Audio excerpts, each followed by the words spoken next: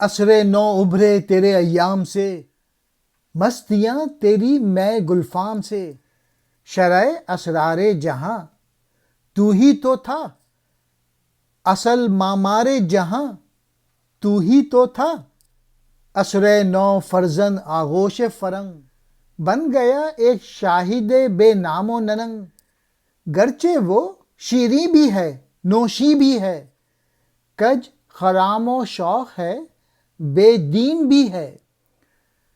مرد صحرا پختہ کر اس خام کو، اپنے جوہر سے پرکھ ایام کو۔ علامہ اقبال کہہ رہے ہیں آج یورپ تیرے ہی علوم و فن سے فائدہ اٹھا کر موجودہ ترقی کو پہنچا ہے۔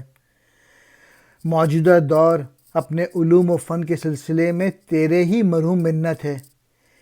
اس کی مستی تیرے ہی سرخ شراب کے طفیل ہے۔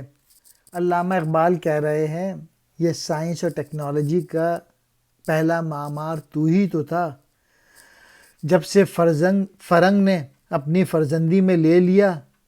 تو یہ ننگ و ناموس سے عاری ایک حسینہ بن گئی۔ یعنی جب سے فرنگ نے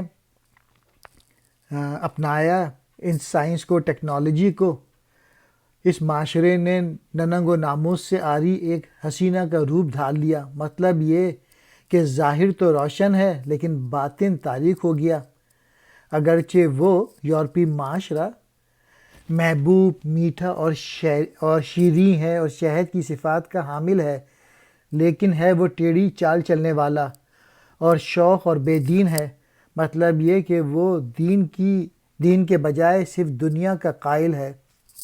پھر علامہ اقبال اپنے آخری شعر میں عرب کو پیغام دیتے ہیں، اے صحرا نشینوں،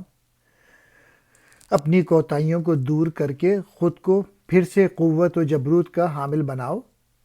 زمانے کو اپنی کسوٹی پہ پرکھو، یعنی تو پھر سے اپنے کردار و عمل سے وہ حضور اکرم صلی اللہ علیہ وآلہ وسلم والا دور لانے کی کوشش کر،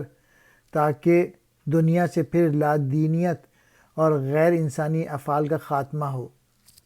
اور تمہیں پھر سے سرخروئی حاصل ہو۔